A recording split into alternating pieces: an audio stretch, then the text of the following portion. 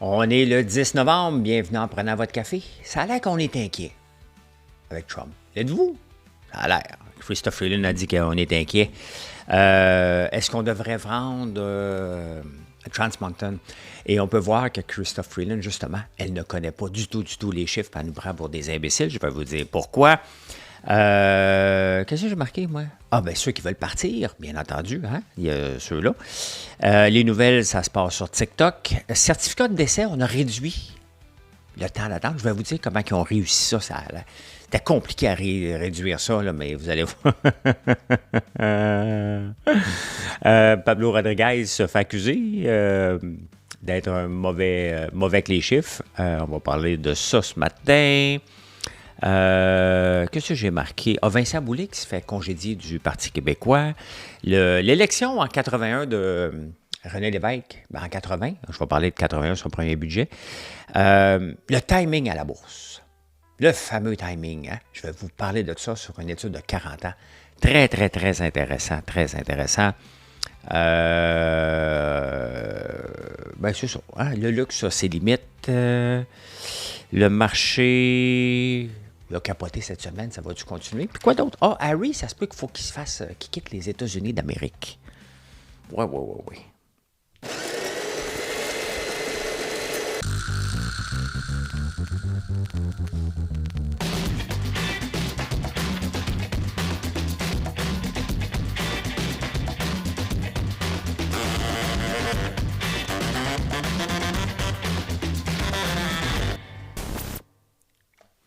Notre super ministre de la non-économie, Christine Fréchette, pour vous parler d'elle dans le cas de Lyon électrique. Hein?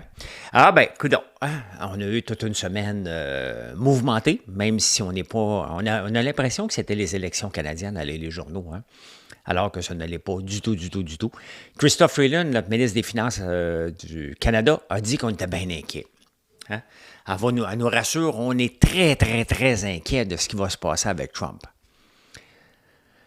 Êtes-vous inquiet, vous autres? Pas du tout, moi. Pas du tout. On va parler de productivité tantôt, là, mais je ne suis pas inquiet pantoute. J'étais plus inquiet d'Harris. Même si je pensais que les Américains étaient pour voter Harris à la fin, j'étais plus inquiet d'avoir Harris qui n'avait pas de plan. Il y a un plan, Trump. Et c'est pour ça qu'il est au pouvoir. Il ne faut jamais l'oublier, là. Hein? C'est pour ça qu'il est au pouvoir. Est-ce qu'il va être le pire misogyne, puis tout ce que vous faisiez peur? Ben, en tout cas, la première étape est réglée. La personne la plus puissante après lui, sa chef de cabinet, si on veut, c'est une femme qui était là depuis 3 ans. Donc, il a comme fermé la trappe à bien du monde. Hein? Donc, j'ai hâte de voir parce que, tu sais, il est là pour plusieurs raisons. Mais il ne reviendra pas. Et ça, c'est intéressant quand un gouvernement ne revient pas puis a des idées bien arrêtées. Il y a beaucoup de ces idées qui font du sens. Hein? C'est parce qu'on retient juste le côté loufoque, clown du gars, malheureusement. Mais moi, j'ai pas peur du tout. Ça va bien aller. Ça a l'air qu'il va falloir augmenter nos dépenses militaires. Regardez un cas de stupidité gouvernementale. On a donné un contrat, il y a quelques mois, à Boeing. Boeing qui va très mal, hein, qui livre des avions hein, qu'on peut douter de la qualité, sans appel d'offres pour un avion militaire. Bombardier, notre compagnie canadienne, qu'on a pompé des milliards là-dedans en subvention, avait fait une offre de dire on va modifier notre Global 6500, son jet privé, pour qu'il fitte avec les demandes de l'armée canadienne. On a refusé qu'il dépose même une offre et on a donné un contrat à une compagnie tout croche américaine de 9 milliards. Bien, pensez-vous que Trump aurait donné un contrat à Bombardier sans appel d'offres? La réponse est non. Donc, qui voulez-vous avoir? Quel genre de premier ministre veut-on avoir au Canada? Un gars comme Trump qui va protéger à tout prix ou un gars qui s'en fout royalement? Comment ça se fait qu'on a donné un appel d'offres, un avion, un contrat de 9 milliards à Boeing, alors qu'on a refusé même d'écouter Bombardier? Peu importe. On ne peut pas refuser d'écouter une compagnie canadienne. dans le domaine militaire en plus. On a donné un contrat à Boeing. Ça arrivera pas sous Trump, ça, qu'une compagnie canadienne va avoir un passe-droit là-dessus. Puis j'espère, bien, ça s'est passé sous Trudeau. Ça s'est passé sous Trudeau. Donc, je suis pas mal plus inquiet de garder un gouvernement Trudeau au pouvoir qui fait des choses comme ça, que le wokisme s'est emparé de la gestion du pays. Ça apporte rien de bon. Ça apporte rien de bon. Et c'est ce que les États-Unis viennent de dire. C'est ce que la plupart des entreprises font dernièrement avec leur politique d'inclusion à tout prix. On met la hache là-dedans. C'est ça. Non pas de laisser de la place aux gens qui en méritent, qui n'ont pas parce qu'il y a des gens qui sont racistes ou peu importe, là, mais de laisser de la place à la compétence en premier. Et c'est ça aussi qui affecte beaucoup notre productivité ici au Canada, entre autres. Hein?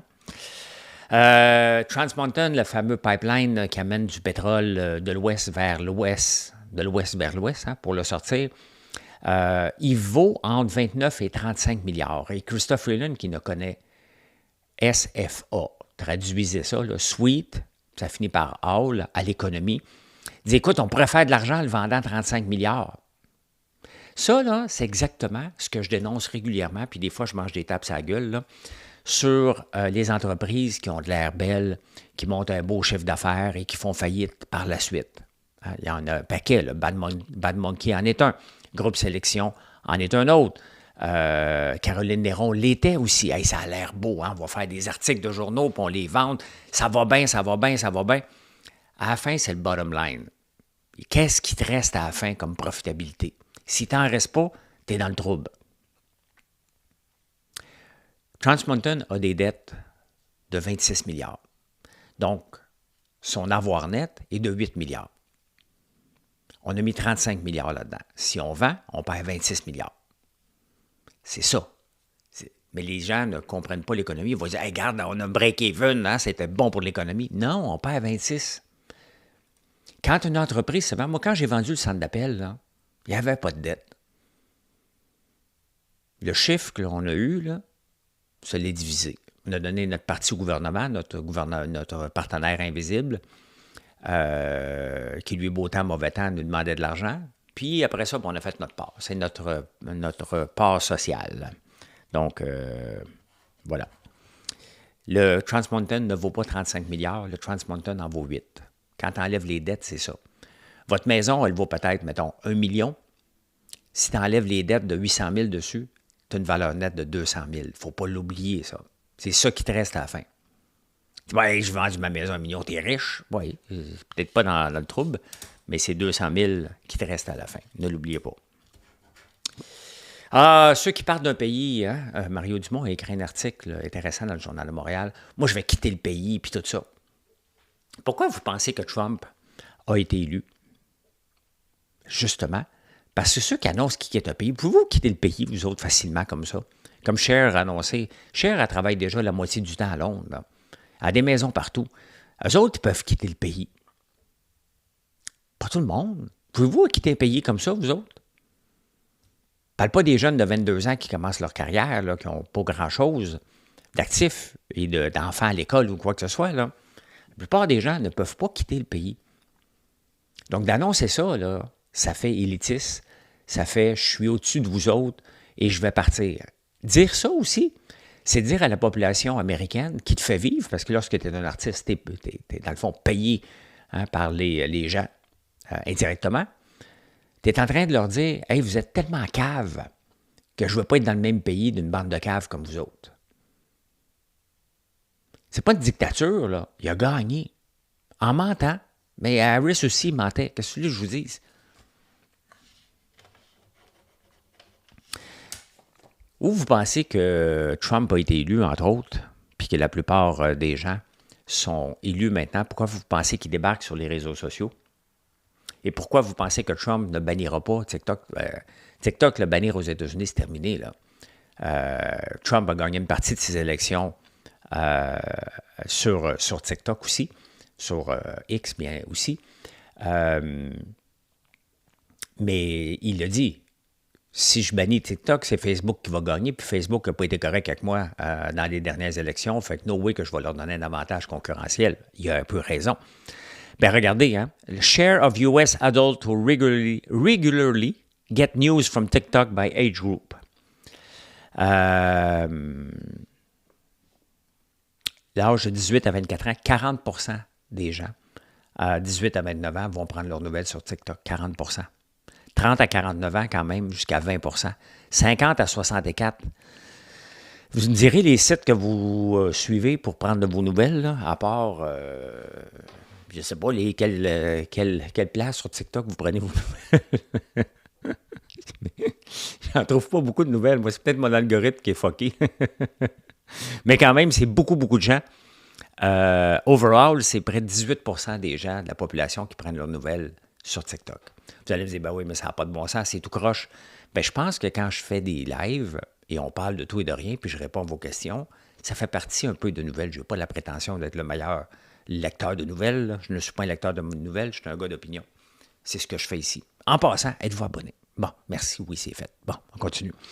MSNBC, des fois, il y a des bons reportages sur cette chaîne-là. L'âge moyen de 70 ans. Fox News, 69 ans. CNN, 68 ans. HGTV, 66. MTV, 51. Tabarnouche, hein? L'âge traditionnel sur les canals de télévision, je vais le dire pour qu'ils me comprennent, là, ceux qui ont 70 ans, qui m'écoutent. T'as-tu changé de canal? C'est 70 ans. MSNBC, Fox, CNN. C'est 69 ans la moyenne. C'est pas une auditoire qui s'est renouvelée, hein? Trop. Fait que...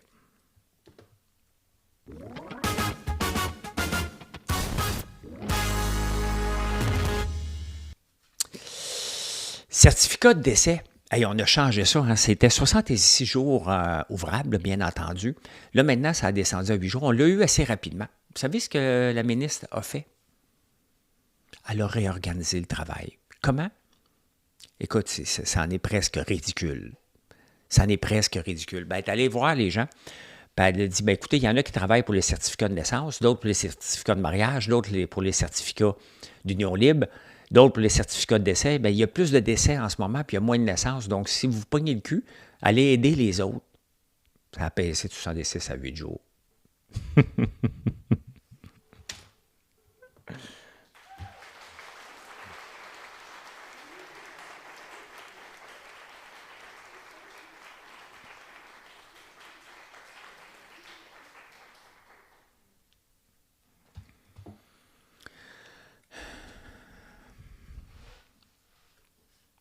On se plaint que notre productivité n'est pas forte, hein?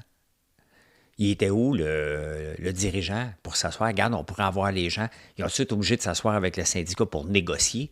Hey, certificat de naissance, c'est pas un certificat de décès, là. D'un coup qui se trompe, là, puis il meurt à 0. Tabarnouche.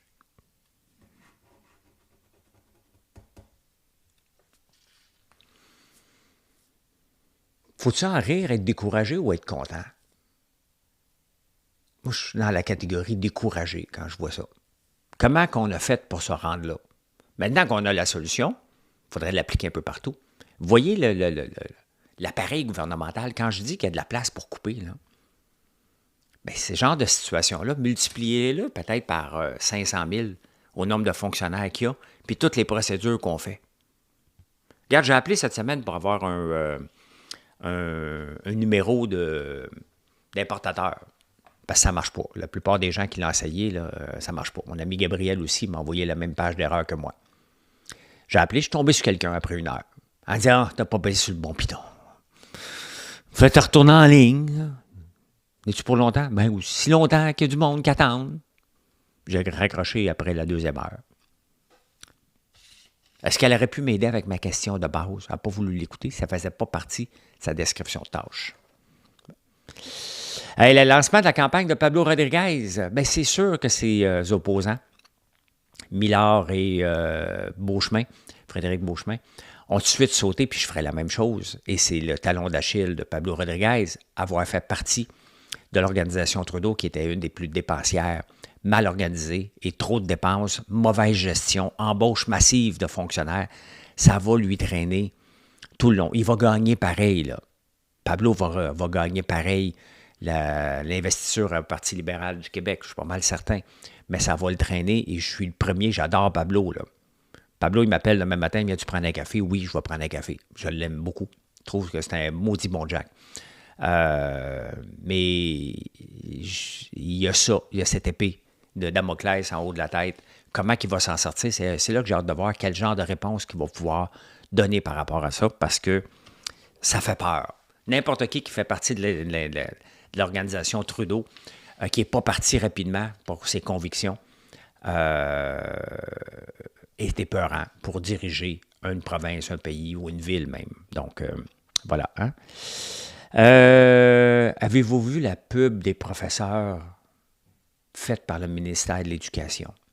Une pub infantilisante pour avoir de profs. Nous montrer 2 profs qui ont l'air carrément nounounes.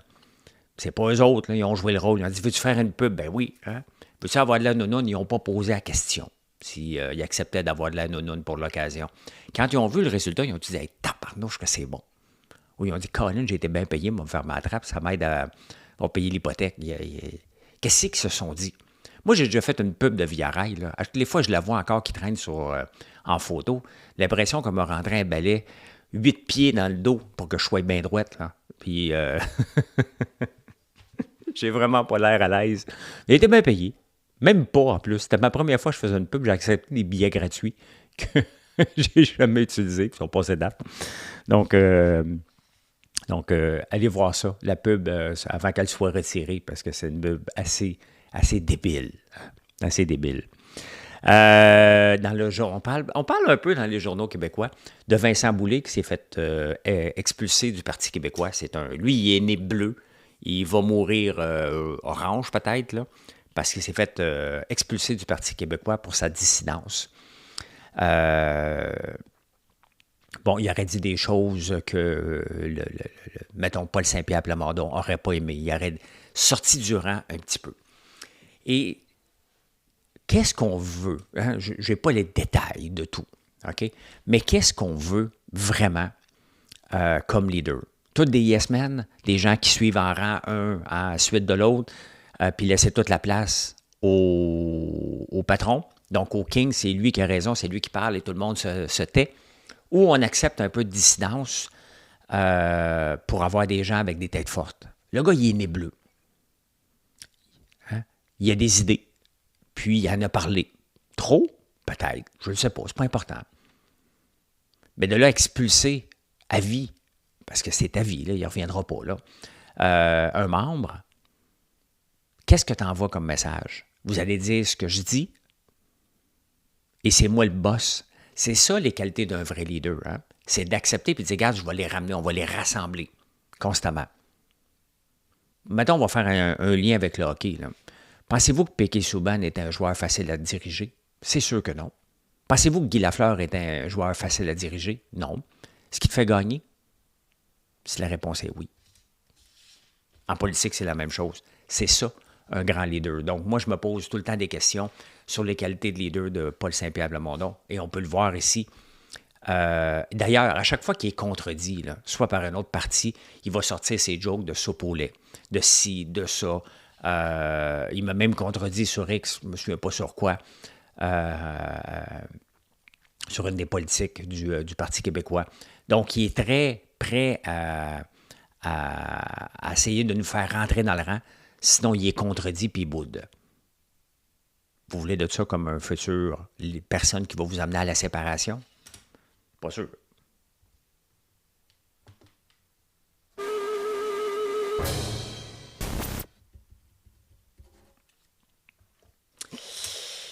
Bien justement, allons voir un vrai parti séparatiste avec un vrai leader, un leader qui n'a pas peur. Il s'appelait comment? René Lévesque. René Lévesque, élu en 1980, premier. Lévesque, il faut se serrer la ceinture. Première cible, les employés de l'État. Constitution, la porte n'est pas fermée à table. Donc, on peut regarder partout, là. Mais ce qu'il faut retenir de René Lévesque, il avait quand même coupé les salaires des profs de 20 %.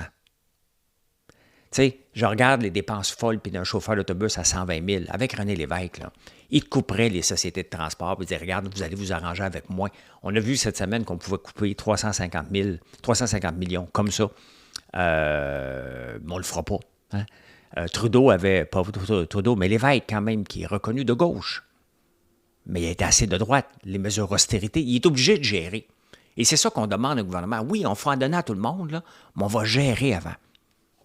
Ça n'a pas toffé, bien entendu. Hein. Les autres, on continue à embaucher, en mettant pas des mesures de gestion sévères à chaque fois.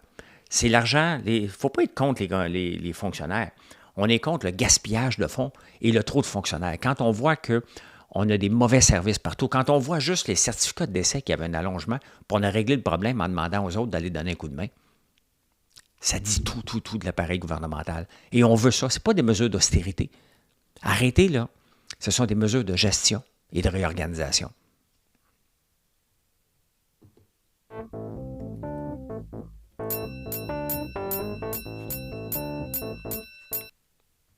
Timing is everything. Hein? Je vous parle toujours de placement mensuel ou annuel à la bourse. On regarde le couch potato versus le hot potato. Je ne fais plus de day trading. Pourquoi? Parce que c'est beaucoup de travail pour le risque que ça comporte. Il y a beaucoup de gros rush d'adrénaline qui est le fun. Mais je n'ai pas besoin de ça. Mes placements ont bien été depuis 3 ans. Et je n'ai pas le goût de retourner à faire du day trading, malgré que je regarde 100 fois par jour la bourse. Hein. Une des choses que je vous dis régulièrement, c'est d'investir. La bourse, là, je vous ai souvent dit, c'est sur 20 ans, bien, c'est encore plus long. Imagine-toi là, que tu as 25 ans, tu commences ta carrière et tu peux mettre 7 000 par année dans ton CELI et tu décides de le mettre sur le S&P 500. Encore là, je reviens là-dessus, sans rien faire, couch potato. OK? Et là, tu essaies de timer le meilleur. Vous êtes deux collègues qui finissent l'école en même temps. Il y en a un là, qui est parfait. Chaque année, là, il met son 7 000 disponible dans le CELI au bon moment, la meilleure journée de l'année. L'autre, un peu moins malchanceux, là, il y a de l'argent à mettre dans son CELI, mais il est malchanceux. Hein? Il choisit toujours la pire journée du mois ou de l'année pour mettre son argent. Il n'est pas chanceux. Il a essayé de timer le marché, mais il ne l'a pas eu. Puis l'autre, il est parfait. Parfait. Bien, sur 40 ans, celui qui va avoir été parfait va avoir eu 3,4 millions. Si on l'a mis dans notre CELI, c'est à l'abri de l'impôt. Hein? Celui qui va être parfait, là, pendant 40 ans, 7 000 par année. Les deux vont avoir mis le même montant qui est 294 000. Le meilleur va avoir eu 3,4. Le pire va avoir eu 2,7. Timing is everything? Ben oui, tu as 700 000 $ de différence.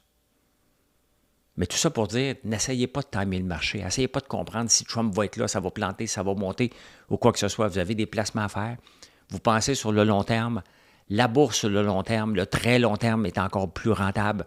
Donc, l'effet des intérêts composés, même si ici, ce n'est pas des intérêts, bien, le fait que 500 entreprises travaillent pour toi, c'est ça le S&P 500, sur une longue période, bien, ça rapporte.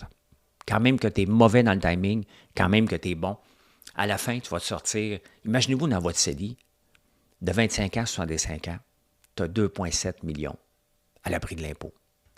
Tu as une belle retraite, mais il faut que tu sois capable de mettre 7 000, ce qui n'est pas possible pour tout le monde. Là. Mais tout ça pour dire que timing is everything, pas tout le temps sur le long terme. Hein? L'important, c'est de le faire, d'en mettre. Encore vendredi, hein, jeudi, il y a eu 88 titres à leur all-time high. J'ai regardé vendredi 69.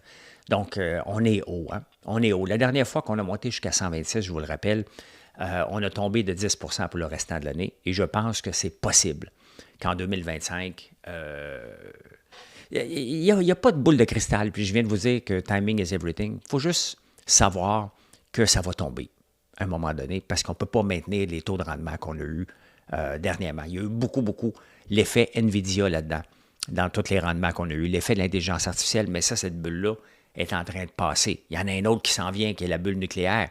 Mais il reste quand même... Là, tant mieux, en passant, là, tant mieux si maintenant la bourse, le nouveau standard, c'est du 20 %. Hey, on va-tu se plaindre? Personne ne va se plaindre ici. Là. Donc, mais il reste quand même que quand on bat des records de all-time high, ça veut dire que les gens ont confiance. L'indice de la peur est descendu beaucoup cette semaine, le VIX. Donc, ça reste un peu épeurant, mais si vous êtes comme moi, vous avez eu du 17, 27, 33 % dans les 3 dernières années, une baisse de 10, même 15 % ne devrait pas vous faire broyer parce qu'on overall, sur 3 ans, vous avez presque doublé si vous avez été bien investi. Ben, quand même, hein? Christine Fréchette, la nouvelle Fitzgibbon, on va l'appeler la mascotte de l'économie. Hein? Elle n'a rien fait de bon, elle ne semble pas comprendre trop. Et elle dit, ben écoute, nous autres, on va remettre de l'argent dans Lion Électrique. Lion Électrique qui a annoncé qu'ils ne passeraient pas l'année. Hein? Ils ont besoin d'argent.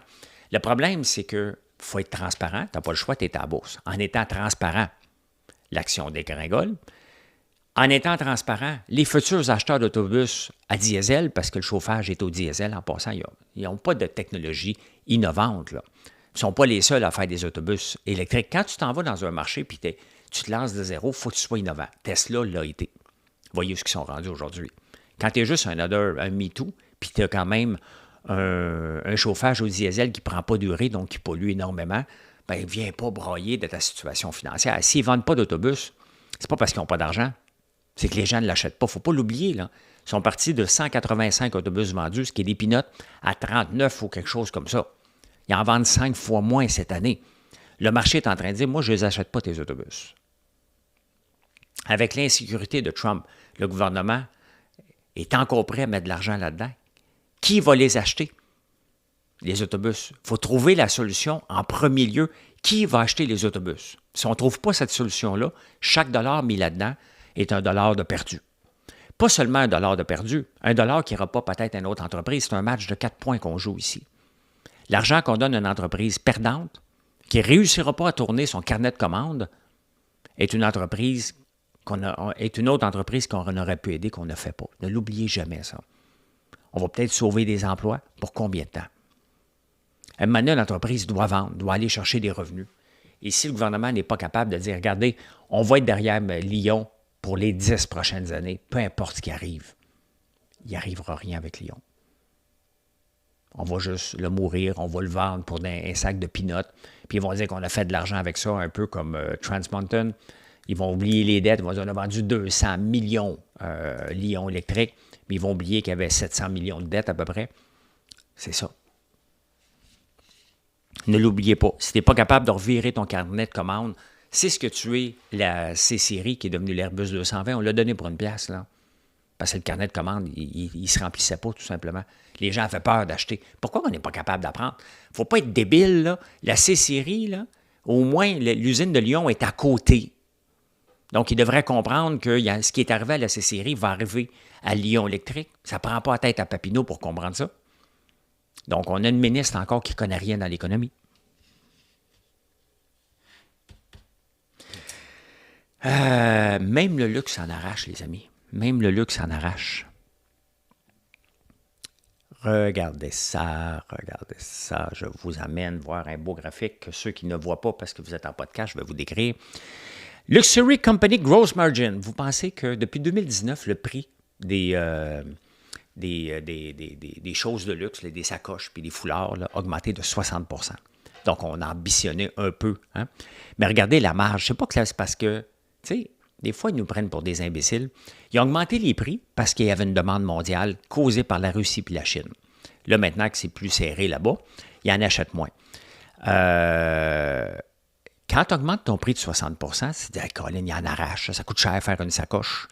Kering, je ne me souviens pas qu'est-ce qu'ils font aux autres, là, encore, quelle compagnie qu'ils ont. Là. Ils ont des compagnies connues, mais je ne les ai pas par cœur. Ont une marge de profit de 75%. Louis Vuitton, 68%. Richemont, 67%. Et Hermès, 67% aussi. Hein? C'est ça. Et plus que ton sac coûte cher, remarquez bien, là, plus que le sac coûte cher, plus le sigle de l'entreprise va diminuer. Donc, un Hermès, là, si tu payes un chandail 3 piastres, là, tu vois, un Hermès, c'est pas mal gros.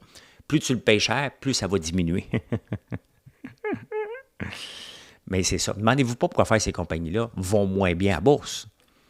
Leurs vaches à lait, hein, des très riches, ils ont ambitionné dessus en montant le prix de 60%, puis puisqu'ils sont devenus riches, pas juste parce qu'ils ont hérité, ils ont dit un peu, tu ris de moi. Puis lorsqu'on voit les marges de 60-75%, tu te dis, ouais, OK.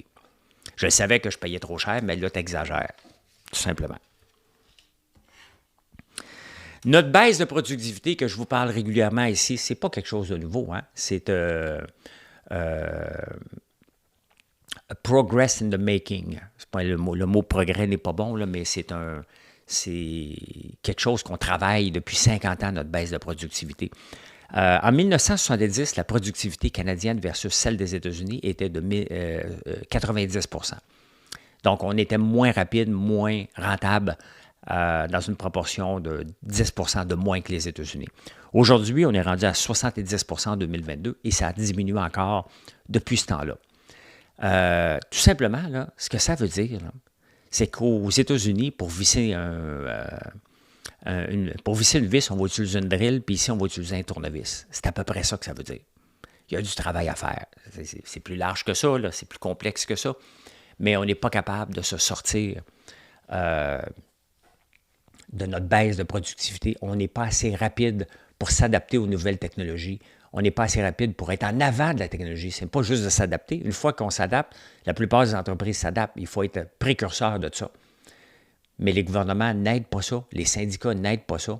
Et on se fait distancer de plus en plus contre les États-Unis. Donc, il nous reste une seule affaire pour être compétitif, c'est d'avoir un dollar faible. Bien là, je regardais, c'est le temps des snowbirds en ce moment. Il y a beaucoup d'entre vous qui m'écoutez, qui allaient partir en Floride. Bien, les assurances coûtent plus cher à cause de tous les ouragans. Le dollar coûte plus cher que l'année passée. Juste cet été, il valait 75, il en vaut 71. Donc, tout ça mis ensemble fait que ça nous coûte plus cher et on doit avoir un dollar qui est faible pour compenser. Et le dollar, c'est exactement ce qu'il dit en ce moment, là. Vous êtes à 30 %, bien, le dollar vaut 70 cents.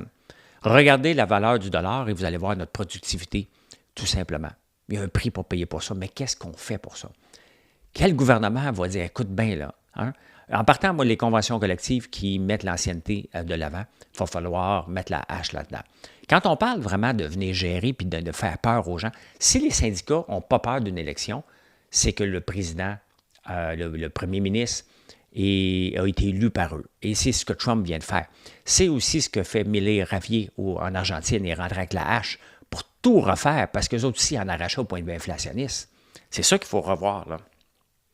C'est ça qu'il faut revoir. Le marché a réagi cette semaine de façon très positive à l'élection de Trump. Comment ça se fait que le marché n'a pas réagi avant? Le marché, quand même, il disait je pense que c'est Harris qui va remporter. Parce que si Trump aurait remporté, qu'il remporte un peu ou par beaucoup, ça ne change rien, il est au pouvoir. Là, il a remporté toute la patente. Mais le marché s'est trompé. Le marché aurait dû réagir avant. Souvent, le marché va réagir à la nouvelle. Buy on rumors, sell on news. Là, c'est buy on news. C'est assez rare. Ça veut dire que le marché n'est pas mainstream. Le marché n'est pas fait. Encore là, les décideurs du marché, ceux qui vont faire évoluer le marché, les grands décideurs, ne sont pas connectés avec le vrai monde. C'est ce que le marché nous a dit cette semaine.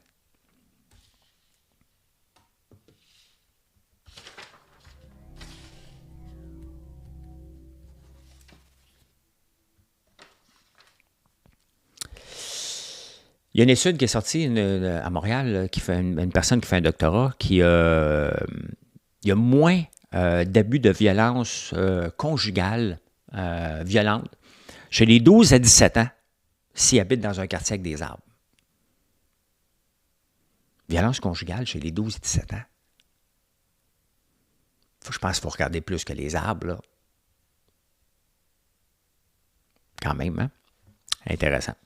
Hey, l'œuf ou la poule, là, je viens de lire une étude sérieuse. Hein? Toutes les études que je parle ici dans la section sont toutes sérieuses. Mais là, ils ont décidé d'arrêter de vous chicaner. C'est-tu l'œuf, c'est-tu la poule? C'est l'œuf qui est venu en premier. C'est réglé, là. Ils ont trouvé un œuf vieux de 300 millions d'années. Et c'est l'œuf. C'est l'œuf. Puis à un moment donné, il y a une poule qui a pondu un œuf. Mais l'œuf est venu avant la poule. C'est réglé. Arrêtez de débattre un samedi soir un peu sa brosse, là.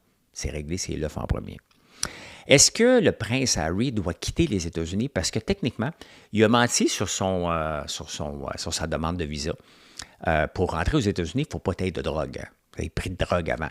Puis il a dit, j'ai jamais pris ça, moi. Sauf que pour avoir un train de vie qu'il a là, il a écrit un livre. Il a dit, moi, j'ai pris de la drogue, moi. Fait que c'est pas tombé dans l'oreille d'un sourd. Donc, techniquement, Trump, puis je pense qu'il va le faire, peut sacrer dehors le prince Harry pour non-respect. Et c'est un peu pour ça qu'ils ont acheté une maison au Portugal, lui et Meghan. Donc, peut-être dans l'éventualité qu'il se fasse mettre dehors, mais techniquement, il a menti. Mais Elon Musk aussi a menti.